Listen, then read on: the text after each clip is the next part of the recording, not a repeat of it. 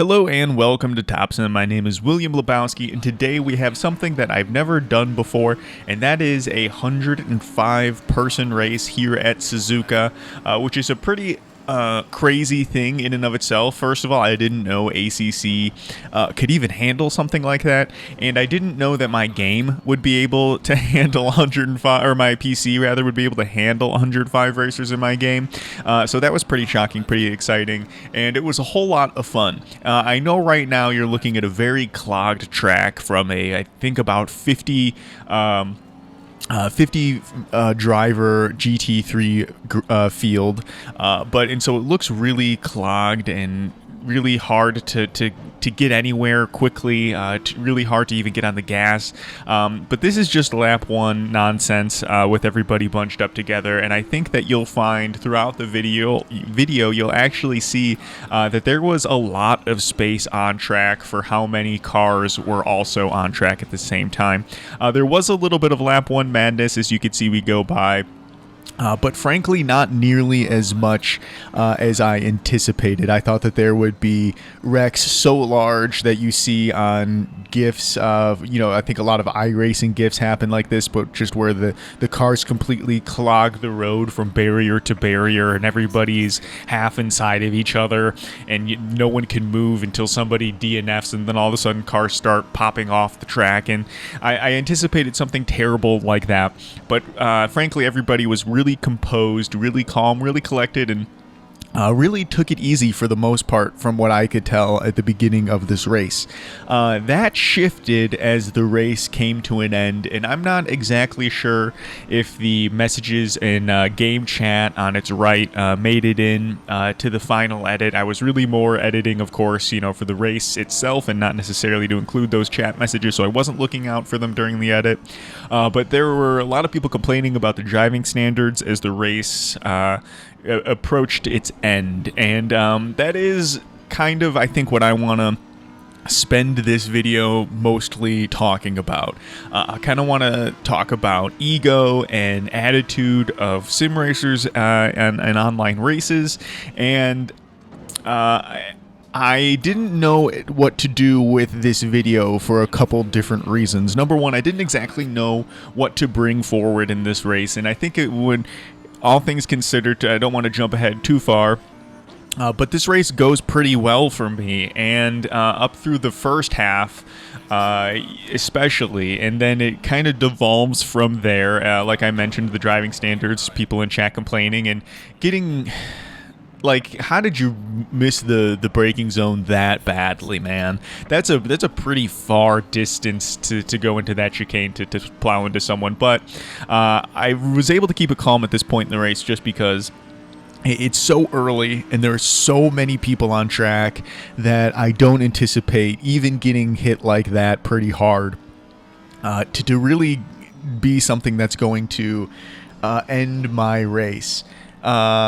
Or that's going to ruin my experience for the remainder of the time. So I was able to keep it calm. And again, someone, getting two cars getting sideways in front of me, and again, I didn't think it was a big deal. So it was easy to keep my cool, my calm, collected self going. It was easy to keep a mind of a goldfish when you're in a good mood. It's really hard to keep the mind of a goldfish when you're upset and angry and in a bad mood, even though that is probably when it's most important. So I was really just trying to achieve this almost flow state. I knew with so many cars on track, I really needed to be opportunistic and cunning for this race to be successful for me, in avoiding what I assumed would be many on-track accidents in cars, getting sideways. Because you can start to see now we're only about 15 minutes into this race, 15, 20 minutes into this race, and there's a lot of open space on track at this point. And so I think that kind of speaks to what was happening here. If I were to have the track map on, I don't find it too helpful for myself. But anyway, if I were to have the track map on, I think you would see that it is pretty much really evenly spread out among Suzuka. And I think if we were on a shorter track, maybe this would be a bigger issue. But being here At Suzuka, everyone really had their own space, and there were really only a few key moments, and this was actually, to lead into something that's going to happen, I think, very soon. There were really, it was a little bit deceptive, because as we can see right now, there's plenty of space on track. It's not like we have to navigate the entire field at once, and so my mind kind of switched into this mode of, kind of a standard race where you have enough room to make the move, so to say. And here's where it's happening. I'm thinking about this Porsche in front of me, the GT4, but I'm not paying enough attention to that BMW. And this BMW has had a terrible day, not just about what I'm involved with him, but I think it happened already earlier, and I didn't point it out when it happened. But in front of me, that BMW also got knocked off track, and I think that M2 is just so light. Any bit of contact that someone makes with them, they go flying. But now I think it's a good time to address what's going to happen with me and that M2 for the remainder of this race. That M2 is going to lose their mind, heads up, going forward. It's just going to happen, and I'm going to have some more accidents with them.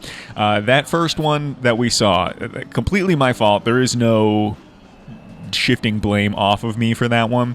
But what was happening, just to explain my thought processes, was I was thinking about that GT4. I was not thinking about that M2.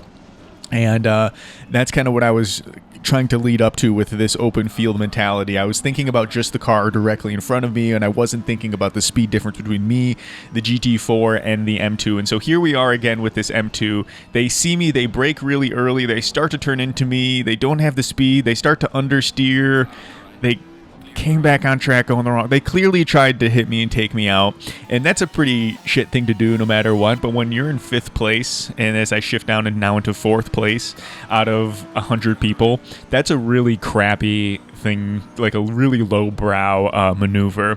And I don't understand it. Like, I don't agree. And here we are. Just want to make the point. Just really want to make the point here. We're pitting from the lead, which felt really good, and it made me feel like, oh, I'm really going to have contention here for a really good result. As you see, we're getting out of the pits as we get out from 7th, and then as it shifts down to 8th as we really make our way into turn 1.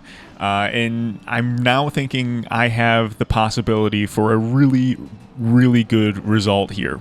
And I'm trying not to let that take up too much space in my mind. I kind of want to be a goldfish from that as well.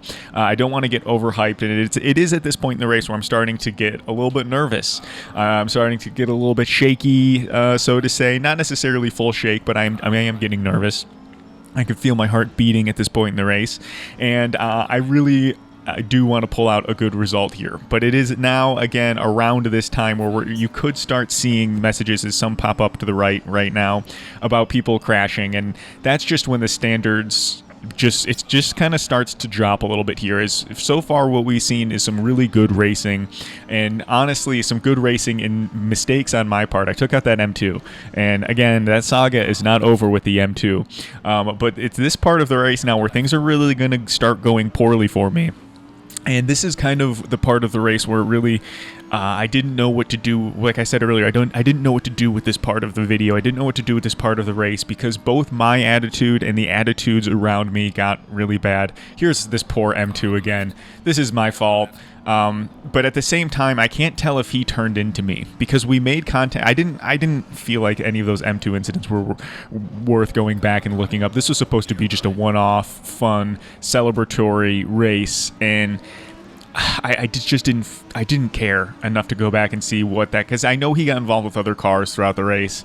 I just don't care what that guy was doing. And so to go back, I think it's possible that he turned into me to try to make contact with me. But like I said earlier, the weight difference between us just sent him flying. Here we get taken out, fighting for a top 10 position here. And it's frustrating because I can now see that this race is going forward. I'm going to have to start now making concessions of, I just now need to go for this place or this place. And this GT4 in front of me, so things are going to start falling apart, and I am looking, in the comment section for people to kind of tell me what was right, what was wrong. I kind of felt like I had the room there, and I was entitled to that space. But like I said earlier, this video is about entitlement and ego. And so who's right, who's wrong here? And I think everybody's kind of thinking the same thing. Different things in the same situation, but the same thing. Once you take a step back from that, I think everyone's thinking, no, this is my space. This is my line. I'm entitled to this corner. I'm entitled to this apex. I'm entitled to this space on the track. And I think everybody's doing it, and that's where I think the standards across this race really dropped and really suffered and really changed my race. So I am curious to see what you guys think from what I can see, what you can see in the edit here about not like, oh, who's okay, like right here, this is clearly my fault. I put my car in a space that didn't fit, and I get angry, and I think yeah, you can see me flipping out, even my dog in the background taking notice, and that was my fault. But it just like all of these kind of stepping stones are kind of building on each other. I'm getting frustrated. I'm thinking that I'm entitled to different places on track because I'm in a high position, or yeah, I'm close to fighting for the top, and I feel like I am entitled to these lower, slower paced cars to get out of my way. And here, this Bentley just kind of knocks everybody around. So it shifts back and forth between things that are my fault and things that aren't my fault, and that really made it hard for me to really analyze my own behavior and analyze like that. Like, come on, man. Like, where are you going? Like that. I don't know. But this race really took a nosedive at the end, I think, for everybody. And I think that was a little disappointing, but I am curious to hear what you guys are going to say in the comments about what was my fault, what wasn't my fault, what can be attributed to different things. 'Cause honestly, I want to learn from this race. I don't want to have this experience where I'm having an amazing race, and it seems like everybody's having an amazing race, except for maybe a few key people. And then that shifts, and now everybody by the end of it is having an angry time. And I wasn't even paying attention when I was watching it, going over for this recording. I'm not exactly sure what all comments made it into the chat on the right, but that really gave me a barometer for the other people in the race to really kind of see what was going on, what was what, and that's kind of how I noticed. And I think right at the end you will see someone complain in a big way in chat. And it's just I'm curious to see what really happened there, but 16th place out of such a big grid, I'm pretty happy with that. I'll take it. Thank you guys for watching. I am curious to know what you guys think, and we'll see you guys in the next one.